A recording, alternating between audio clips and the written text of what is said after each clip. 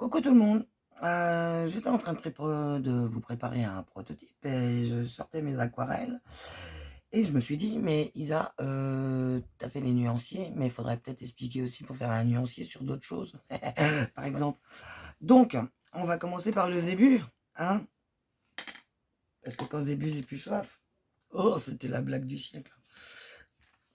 Trêve de plaisanterie. Je vous ai préparé. Bon, s'il veut couper, c'est parfait. Oh ben, à manquer qu'une celle-là. Je sais pas pourquoi, elle ne veut pas couper. Voilà. Ce n'est point grave.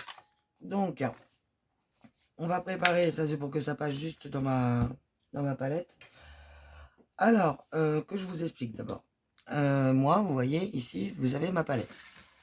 Ça, c'est une palette que j'ai achetée vide. J'avais plein de palettes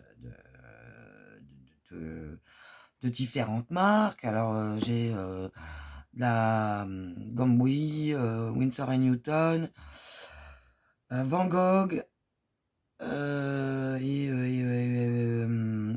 mince, Sakura, là, Koi, voilà. Donc, après, j'avais beaucoup de couleurs qui se retrouvaient. Donc, quand je prenais une palette, des fois, j'avais la couleur que je cherchais que je trouvais pas. Fallait que je la fasse dans ma palette. Ça me saoulait parce que je savais que je l'avais quelque part. Enfin, bref. Vu que j'en étais à refaire tous mes nuanciers, parce que, bah, en fait, le nuancier, je m'en servais pour aller chercher mes couleurs. Donc dans cette palette là, j'avais déjà cette feuille là, elle n'existait pas pour moi. Donc je l'ai faite. Voilà. Voilà, j'avais fait des éclaboussures. Et donc, je me suis dit que je vous explique quand même, parce qu'on a nos petites cartes. Voilà. Donc moi, je les ai déjà faites, hein, les cartes. Je vous montre, elles ne sont pas encore rangées. Mais elles sont déjà toutes faites. Et j'en ai des cartes des autres palettes également dedans. Donc je me suis rendu compte que j'avais apparemment plusieurs fois le même bleu. Donc on va s'en servir justement pour comparer, hein. Voilà toutes les cartes. Donc vous voyez les dégradés. Parce que quand on fait le nuancier dans notre book, dans notre classeur, ce qui est intéressant c'est d'avoir notre couleur quand elle est plein pot avec le dégradé pour aller voir jusqu'à ce qu'elle donne aussi, hein, également la vie avec un maximum d'eau, avec un minimum de pigments. Voilà. Vous voyez, celle-là, je l'ai un peu loupée. Celle-là, ça va. Bon, après, voilà. Le principal, c'est d'avoir notre couleur la plus forte jusqu'à la plus claire. Voilà. Pour ceci, je vais vous expliquer comment. Je vous en remontrerai une, c'est pas grave. Bah là, il faut aussi repérer dans notre boîte. Moi, comme c'est une boîte maison, j'ai rien de vendu avec. Puis spécialement, en fait, les petits carreaux, moi, ça me plaît pas. Et puis en plus, là, genre, en général, les papiers qu'ils nous mettent dans nos boîtes pour aquarelle, c'est pas du papier aquarelle. Donc, ça donne de tout et de n'importe quoi.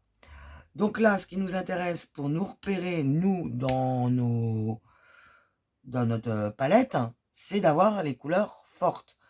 Pas spécialement d'avoir des dégradés. Donc là, c'est tout simple, hein. On prend notre eau, là. Vous voyez pas l'eau? Attendez. On prend notre eau, on essuie notre pinceau. Donc c'est un pinceau, un vrai pinceau, hein, d'aquarelliste, hein. Voilà. C'est pas de la daube. On prend... va falloir que je le lave d'ailleurs. Non, c'est bon. On prend par exemple bah là, le jaune. Donc ça sert à rien de trifouiller dedans, hein. Ça se creuse tout seul avec la goutte d'eau, mais bon. Celle-ci, c'est des aquarelles en tube aussi. C'est de la Van Gogh, mais en tube, que j'ai mis dans un mini godet. Voilà, donc vous voyez, le pinceau, il est chargé en peinture. Et là, on vient tout bêtement, bah, c'est la case 1, donc on vient remplir notre case 1. On fait attention de ne pas déborder. Voilà. On rince. Normalement, on prend un deuxième pot pour s'assurer que c'est propre, hein. Mais vous allez voir que je vais faire un truc. Parce que si vous voulez pas que ça se mélange, alors on évite, hein, de faire directement les cases les unes à côté des autres. Donc là, je saute une couleur. Donc, comme elles sont déjà mouillées, c'est parfait. Donc j'ai mis un coup de pchit avant dessus. En plus, voilà. J'ai pas besoin de prendre du coup trop d'eau non plus et d'en coller partout. Donc voilà, et là du coup celle-là c'est la 3 et on vient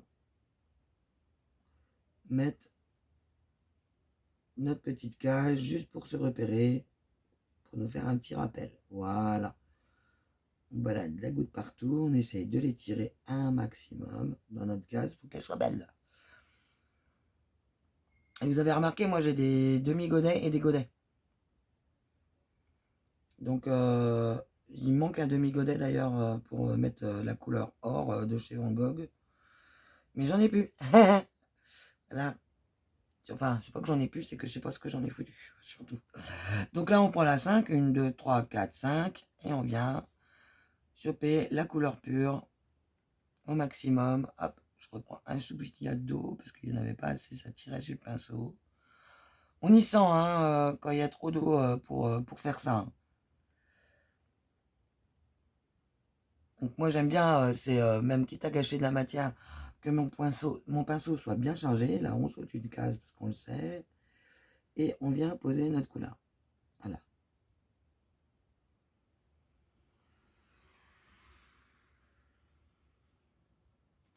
Et on fait comme ça pour tous nos godets.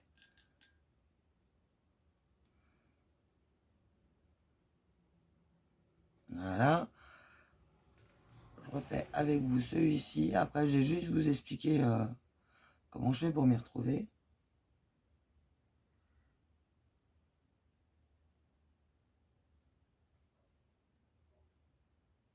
Ah, celle-là.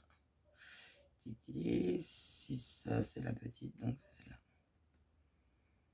Il ne faut pas s'y perdre. Hein. Là, voilà. Il n'y a pas assez de pigments.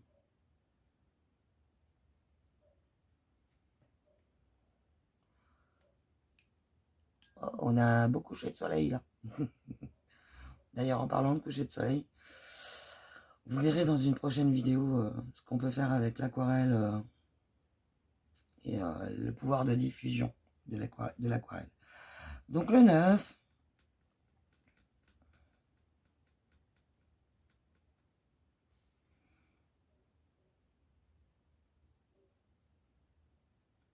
Alors, je vais vous lancer un petit pari. Vous allez me mettre en commentaire, d'après vous, quelle est ma couleur préférée?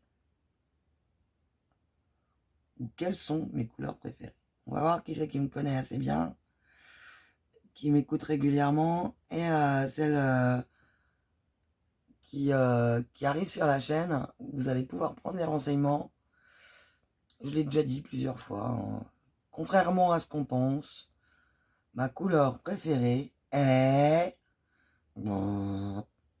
Et je vous donnerai la réponse dans la prochaine vidéo. Voilà. Donc là, on a fait notre première ligne. On attend que notre peinture sèche, tout simplement. Et on repart avec des couleurs qui sont en dessous.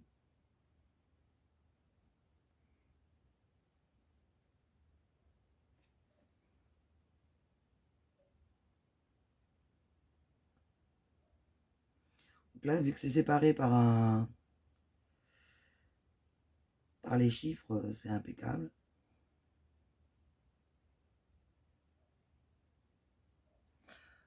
Je trouve qu'il n'y a pas assez de pigments à mon goût. Je reviens en chercher et voilà. Et je viens aller balader. Alors je n'ai pas remouillé mon pinceau. Vous avez vu. Hein. Quand j'ai recherché des pigments purs, j'ai cherché des pigments purs avec mon pinceau. Là, je balade ma petite goutte. Tout simplement. Voilà.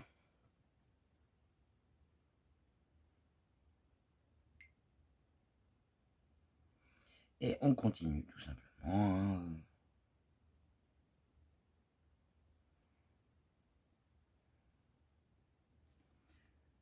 La 12.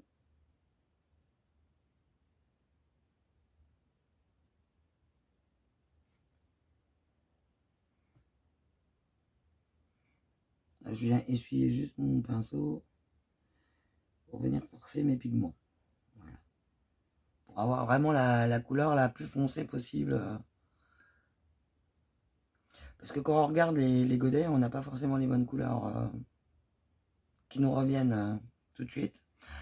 Donc bah, c'est important d'avoir cette grille de repérage en fait.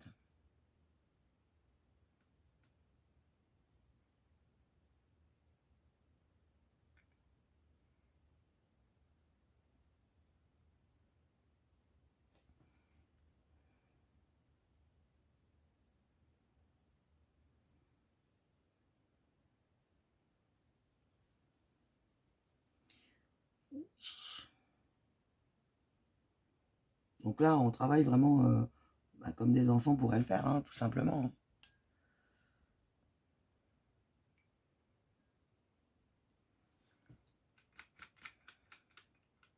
Donc c'est là qu'il faut que je fasse gaffe parce que Guy tout à l'heure me parlait quand je faisais la grille. Et forcément, Isabelle avait fait une connerie. Donc celle-là, c'est entière. Ah. Alors ça, c'est un gris très clair. Donc j'ai toujours tendance à vouloir le forcer énormément, mais il ne sera pas plus foncé que ce qu'il est en fait. Hein. C'est un gris chaud. D'après ce que j'ai vu sur la boîte, un gris chaud.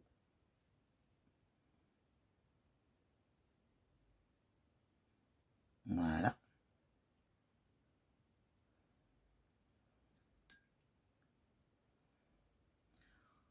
Donc je vous retrouve après, quand j'attaquerai, quand j'aurai fini la carte, et je vous montre le dégradé.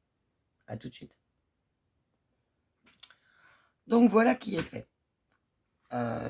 Toute la palette est représentée là. J'ai commencé à trier ceux que j'avais fait déjà. Et en fait, ça, c'est toutes les couleurs que j'ai déjà en double. Il y en a encore plein d'autres. Hein, parce qu'il y en avait, c'était à l'œil nu. Et puis je savais que c'était les mêmes. Donc, c'était pas très compliqué. Celle-là, je les mets de côté. Je sais que c'est déjà fait. Mais ce que je m'occupe, c'est déjà de ma palette. Après, j'irai plus tard voilà, m'organiser pour faire les couleurs que, comment dire,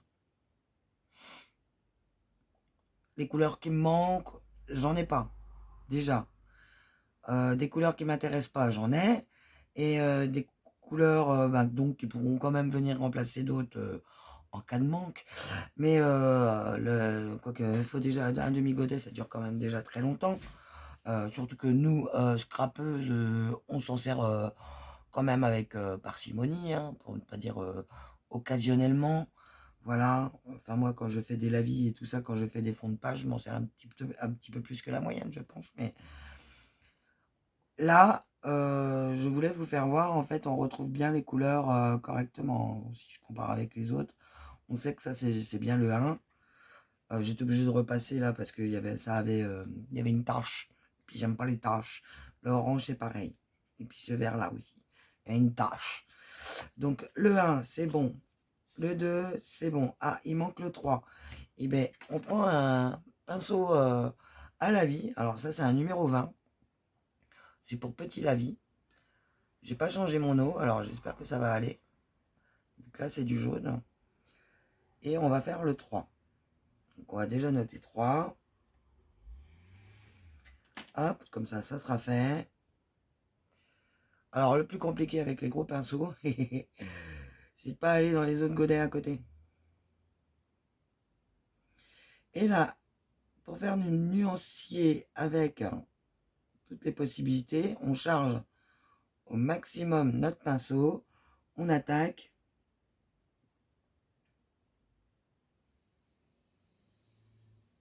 Voilà. Et on vient traîner notre couleur en descendant, tout simplement. Voilà. On n'attend pas que ça soit sec. On prend de l'eau, on essuie notre pinceau. 2 fois. On reprend notre goutte et on vient continuer, poursuivre notre lavis. On laisse notre goutte, on vient reprendre de l'eau, on essuie 2 fois, on va tout doucement, hein. On vient reprendre notre goutte et on continue jusqu'en bas de notre petite carte. Après, on peut très bien remonter jusqu'en haut et venir améliorer tout ça. Après, moi, j'aime bien faire comme ça, mais c'est pas obligatoire du tout, hein. Voilà. Vous voyez, les pinceaux, quand ils sont de qualité, je vous remontre. Là, il y a de la couleur en plus, vous allez peut-être mieux le voir. Je vais vous faire voir comme ça. Voilà ce qui recrache en eau à chaque fois que je l'essuie, hein. Ouais, il arrête de goûter. Je l'essuie. Voilà. C'est des vrais petits réservoirs, hein. Donc le 3, c'est bon, je le mets à sécher sur le radiateur qui est à côté de moi. Le 4, c'est bon. Le 5, le 6, 7. Donc le 8. C'est ça? Ouais. 8, 10, 9, 10. Ok. Et ben, je reprends une petite carte qui est toute prête. Et le 9, le 9, le 9, le 9. Donc le 8, c'est l'avant-dernier de cette ligne. Vous voyez, c'est plus pratique quand même les gros godets que les tout petits, hein. Ah, il n'est pas mis le numéro 8. Voilà. Voilà, voilà.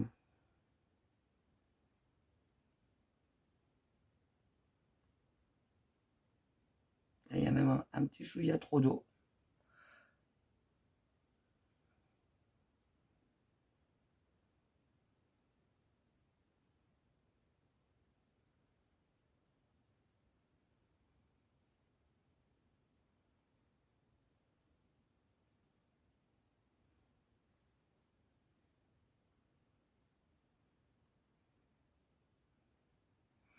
Et hop,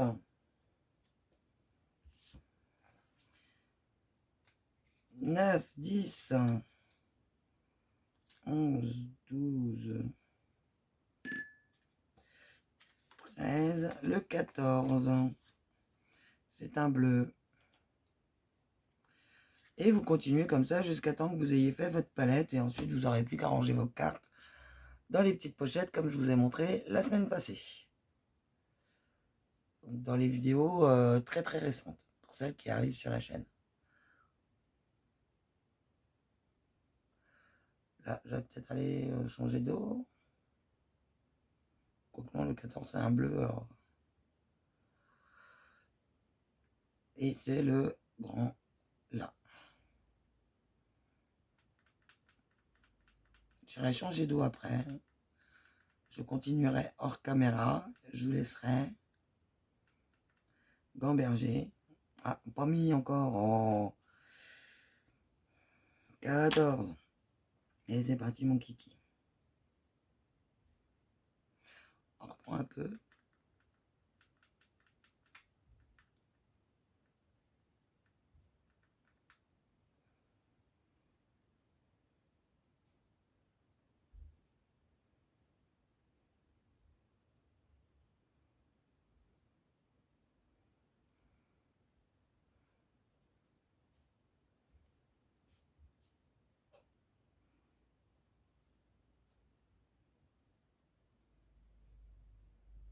Il est vraiment très foncé celui-là, donc je veux vraiment voir où il va sur la couleur claire, s'il y a possibilité de s'en servir pour les ciels.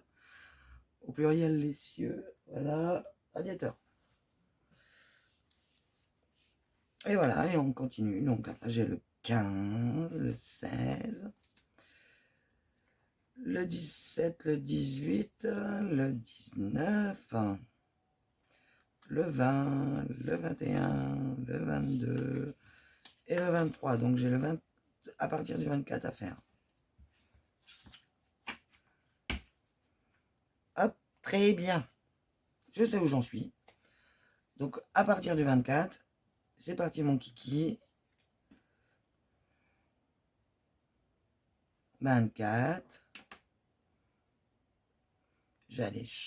Non, bah non, c'est du coup la couleur foncée, donc c'est bon. J'ai rattaqué après sur les verts, donc j'irai changer.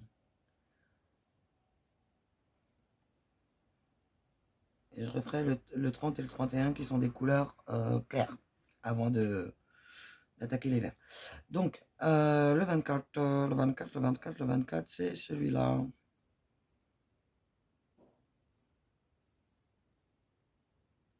Alors moi, je viens toujours tirer ma peinture vers l'extérieur. Je ne sais pas pourquoi. Faut chercher à comprendre des fois.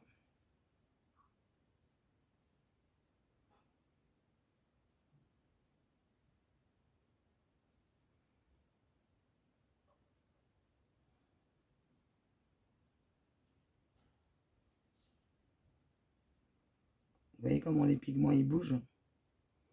Je suppose que vous y voyez.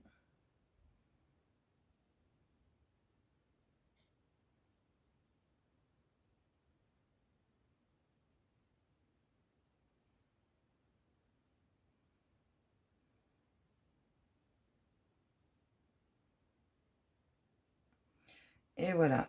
Et ça cesse sur le radiateur. C'est bien le radiateur. Mon grand-père a mis des grosses plaques de marbre dessus. Je vais faire tout de suite le noir et après j'irai changer mon eau. Alors le 31.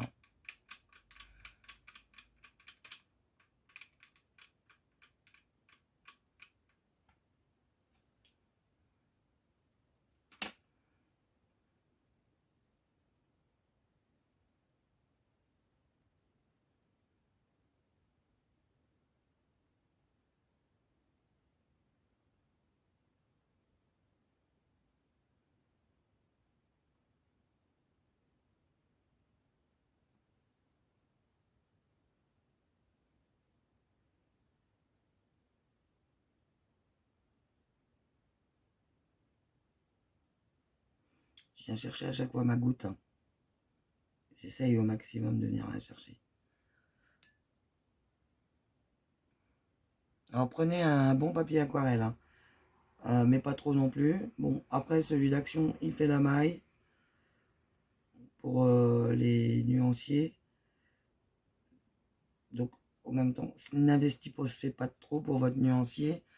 Vous allez voir comment ça fonctionne de toute façon après quand vous travaillerez avec le bon papier aquarelle pour faire vos réalisations. Les couleurs ne seront pas tout à fait pareilles. En sachant que l'aquarelle, toujours en séchant, ça s'éclaircit. Voilà. Mais une fois qu'elle est sèche, on peut venir repasser. Voilà. On peut venir la foncer. Donc je vais changer mon eau. Je vous fais des bisous. Je continue avec ça. Et après, ben, on part sur une autre vidéo. Bisous, bisous.